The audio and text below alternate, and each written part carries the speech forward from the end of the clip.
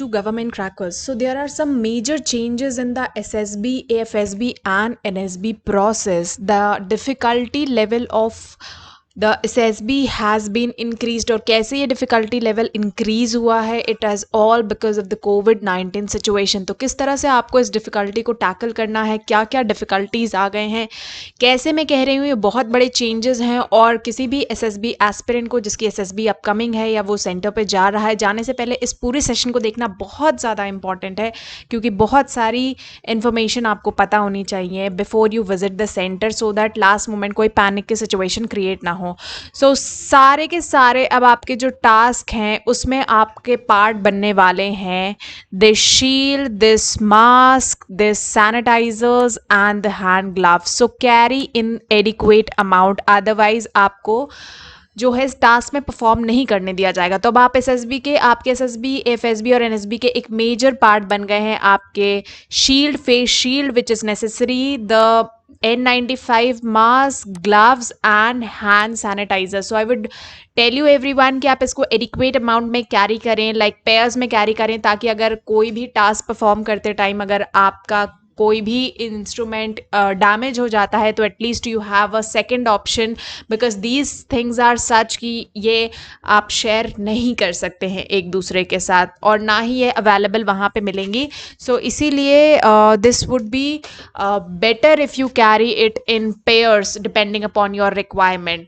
सो सबसे पहले जो सबसे मेजर चेंज आया है that is about your reporting point. एक पर्टिकुलर टाइमिंग पे अब आपको, चाहे वो FSB हो, NSB हो या SSB हो, पे एक पर्टिकुलर टाइम पे अब आपको रिपोर्टिंग करनी है. रिपोर्टिंग सेंटर्स पे आपके टाइमिंग्स आ जाएंगे.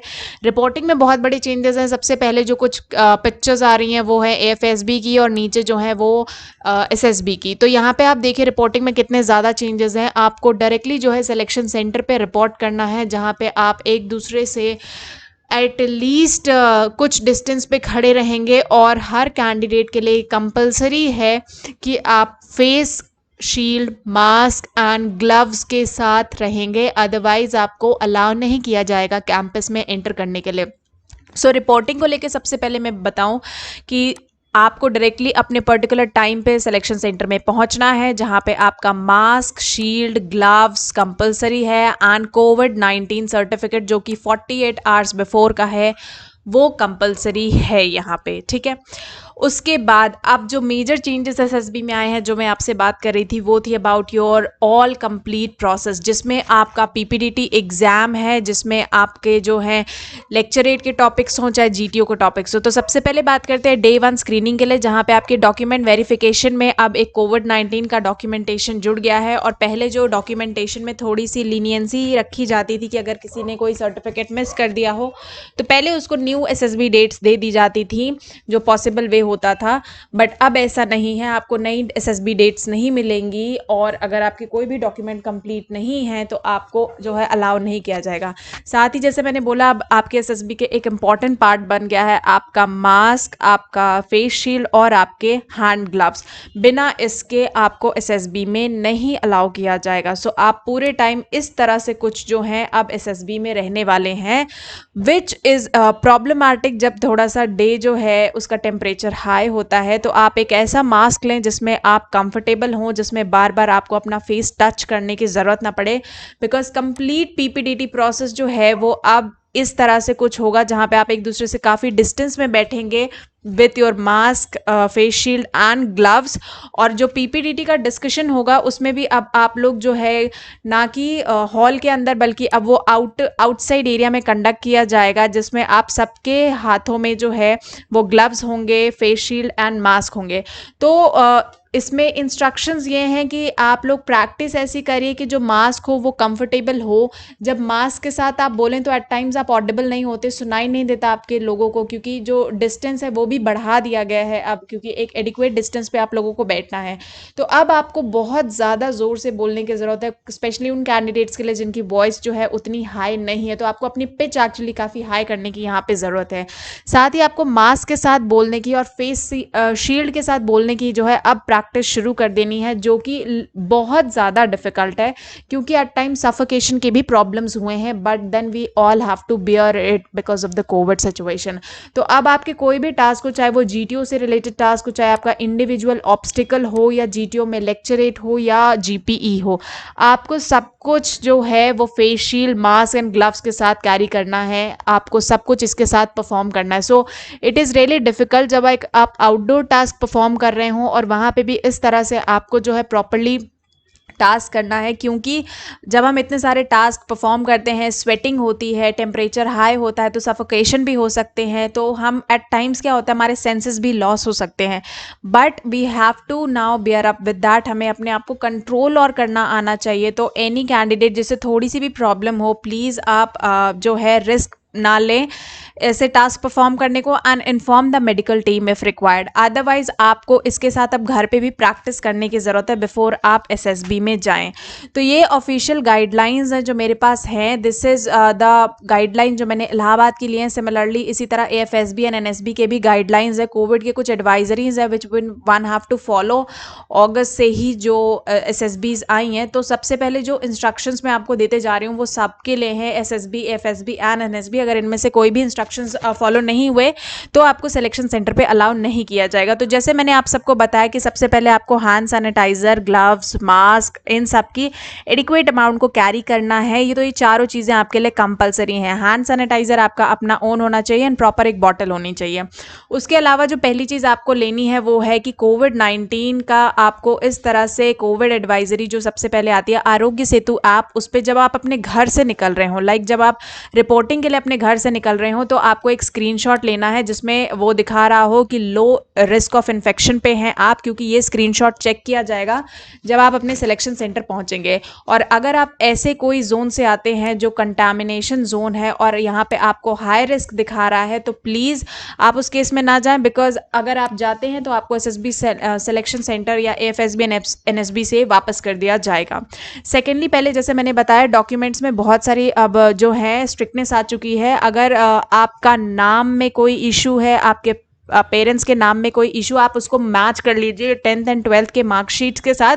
अगर थोड़ा सा भी एरर है, इवन स्पेसिंग का भी प्रॉब्लम है या डॉट के भी प्रॉब्लम्स हैं, जैसे साउथ इंडिया में होते हैं अक्सर इनिशियल्स के प्रॉब्लम या किसी का नाम पूरा नहीं होता, तो अगर ऐसे कोई प्रॉब्लम है आप उसके लिए पहले से ही एफिडेविट बनवा लीजिए। टैटू पॉलिसी आप देख के जाइए कि क्या आप टैटू पॉलिसीज़ के लिए एलिजिबल है या नहीं है, बिकॉज अगर कोई भी प्रॉब्लम होती है तो स्ट्रेट अवे इस समय सिलेक्शन सेंटर से एक स्ट्रेट नो है जो आपको बोल दिया जाएगा, और आपको किसी भी स्टेज पे डॉक्यूमेंट चेकिंग में अगर इनकम्प्लीट पाया जाता है तो आपको निकाल दिया जाएगा।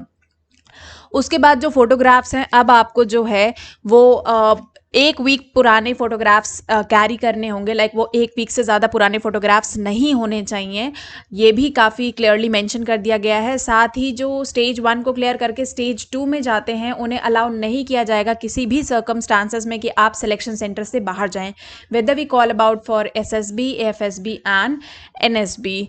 अपार्ट फ्रॉम दैट, पहले आपको पता था जो आपकी बेडिंग्स एंड ऑल होती थी वो सिलेक्शन सेंटर से काफ़ी अच्छा जो है स्टे मिलता था, लेकिन अब आपको जैसे यहाँ पे बताया कि ये जो चीज़ें हैं ये मस्ट है, जिसमें आपके ग्लव्स आ गए, मास्क आ गए, सैनिटाइजर्स की बॉटल आ गई, ये आपके पर्सनल होंगे और काफ़ी एडिक्वेट अमाउंट में होंगे, ठीक है, जिसमें आप कंफर्टेबल रहें ताकि आप अपने सेंसेस में रहें, क्योंकि temperature is also not good at various places. और साथ ही आपको जो है अपना दरी, अपना बेडशीट एंड पिलो कवर, एक लाइट बेडिंग जिसे मैं कहूँगी, वो आपको इस समय सिलेक्शन सेंटर में कैरी करना है, क्योंकि ये सारे आइटम्स अब आपको सिलेक्शन सेंटर से नहीं मिलेंगे, ठीक है।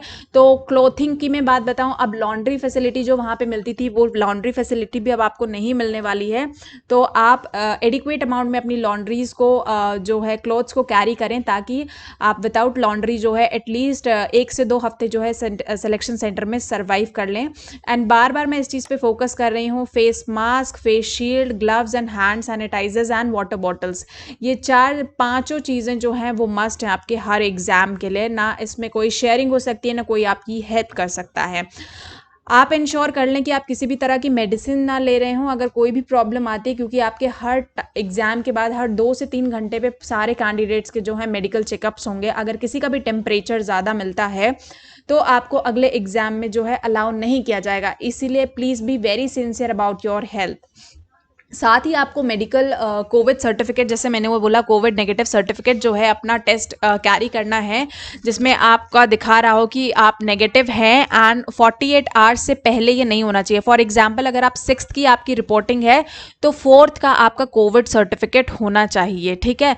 इस तरह से आपको करना होगा। और साथ ही आपको ये भी पता होना चाहिए कि जिस भी स्टेट में आप जा रहे हैं, जहाँ पे भी आपका सिलेक्शन सेंटर है फॉर AFSB, NSB और SSB, आपके वहाँ के स्टेट के क्वारंटाइन पॉलिसीज क्या हैं, क्योंकि सिलेक्शन सेंटर ने ये साफ कह दिया है कि आपको अपने स्टेट की, जिस भी स्टेट में आपका सिलेक्शन सेंटर है, वहाँ की क्वारंटाइन पॉलिसी को आपको फॉलो करना है। सो सपोज अगर मैं बोलूँ साउथ इंडियन में 10 दिन आपको क्वारंटाइन होना पड़ेगा और आपके SSB 11 तारीख को है, तो you have to leave at 1 August, ठीक है। और वहाँ से 10 दिन आप क्वारंटाइन करेंगे एंड देन 11 को आप जो है अपने SSB में रिपोर्ट करेंगे। This was just for an example, ठीक है। तो हर स्टेट की अपनी अलग क्वारंटाइन पॉलिसी है। आप अपने स्टेट्स की जहाँ पे भी आपकी रिपोर्टिंग है, जिस डेट की है, वहाँ की क्वारंटाइन पॉलिसी एक बार ज़रूर देख लीजिएगा। और साथ ही टिकट्स के जो हार्ड कॉपी हैं दे आर मस्ट। अब हार्ड कॉपी से ट्रेस किया जा सकता है, तो इसलिए हार्ड कॉपी जो है वो मस्ट हो गई। तो आप अपने हार्ड कॉपीज़ को ज़रूर लेके जाइएगा और साथ ही अपने डॉक्यूमेंट्स के भी फोटो कॉपीज़ ज़रूर लेके जाइएगा।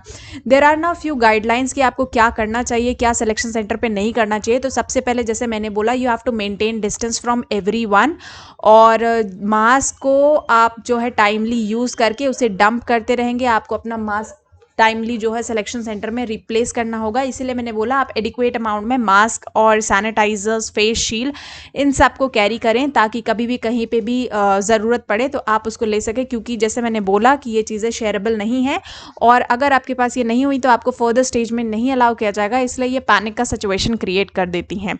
सेकेंडली, आपको बार बार हर टेस्ट के बाद आपको अपने एग्जाम्स जो हैं thoroughly with soap water and water धुलना पड़ेगा। और चाहे वो डॉक्यूमेंट वेरिफिकेशन के बाद हो, किसी टेस्ट के स्टार्ट होने से पहले हो, किसी टेस्ट के स्टार्ट होने के बाद हो, आपके GTO टास्क में हो, ठीक है। और आपको 1 मीटर का डिस्टेंस एक दूसरे से बना के रखना है।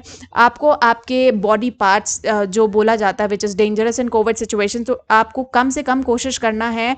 सो एज आई सेड, आपको थोड़ी सी प्रैक्टिस करनी पड़ेगी इसके लिए, क्योंकि बॉडी है, टेम्परेचर होता है, स्वेटिंग हो सकती है, तो बार बार बॉडी आप अननेसेसरीली टच ना करें बॉडी पार्ट्स को अपने। और मास्क जो ऐसा हो कंफर्टेबल हो, शील्ड जो हो वो आपकी कंफर्टेबल हो, तो इस तरह से कुछ जो है आपको थोड़ा सा बेयर अप करने की ज़रूरत है। साथ ही you have to maintain a good respiratory hygiene. आप जब भी स्नीज करें या ऐसा कुछ हो तो आप टिश्यू लें और उसको प्रॉपरली जो है आप डिस्पोज ऑफ कर दें। जो भी आप चीज़ें यूज़ कर रहे हो, dispose it of properly in the dustbin. And कभी भी अगर आपको मेडिकल की रिक्वायरमेंट हो, मेडिकल अटेंशन आपको लग रहा हो that you are not feeling well at any point of time, आप वहाँ की मेडिकल टीम को जो है सिलेक्शन सेंटर्स की प्रॉपरली रिपोर्ट करें। और whether it is SSB, FSB और NSB, आपको जो है सिलेक्शन सेंटर से बाहर जाने की परमिशन नहीं है, ना बाहर से कोई आपसे मिल सकता है। फाइनली ये जो गाइडलाइन है वो कहती है that overall you have to be supportive, be careful, be alert and be safe and make others safe. और during this COVID situation overall आपकी SSB डेट्स, आपकी FSB डेट्स या NSB डेट्स जो हैं वंस अलॉट कर दी गई या select कर दी गई, उनमें किसी भी तरह का कोई भी चेंज पॉसिबल नहीं है। तो चाहे आपका कोई एग्ज़ाम क्लैश कर रहा हो, चाहे आपका कोई भी इंपॉर्टेंट फंक्शन हो, कोई और चीज़ हो, पर्सनल प्रॉब्लम हो, अगर आप वो मिस करते हैं तो दोबारा आपको सेकंड चांसेस कोविड सिचुएशन में नहीं दिया जाएगा। So this was all. ये काफ़ी इंपॉर्टेंट गाइडलाइंस थी, one has to stick by that. And थोड़ी सी डिफिकल्टी जैसे मैंने बोला बढ़ गई है, क्योंकि अब आपको थोड़ा सा और ज़्यादा लाउड होना पड़ेगा। अब आपको प्रैक्टिस करनी पड़ेगी with face mask, face shield, gloves के साथ टास्क परफॉर्म करने के लिए आपको वो हमेशा कैरी करना होगा, स्पेशली इन GTO टास्क। तो थोड़ी सी डिफिकल्टी जो है ये ऑटोमेटिकली बढ़ने वाली है आपके साथ, ठीक है। तो ये सब थोड़ा सा आप बेयर करें अब। और ये थोड़ा सा अगर आप अच्छे से टैकल कर लेते हैं, क्योंकि वहाँ पे करंट अंडर प्रेशर आप आ जाते हैं, अगर वहाँ पे ये सारी चीज़ें होती हैं तो बहुत कामली करें। अगर आपके पास एक्स्ट्रा पेयर होगा तो हमेशा आप जो है अंडर प्रेशर नहीं आएंगे इस चीज़ को लेकर। सो दिस वाज ऑल। अगर किसी को भी SSB कोर्स से रिलेटेड कोई भी प्रॉब्लम होती है, so they can visit www.governmentcrackers.com. So whenever there is next important update, I'll be back. I'll see you soon. All the best to everyone. Be safe and Jai Hind.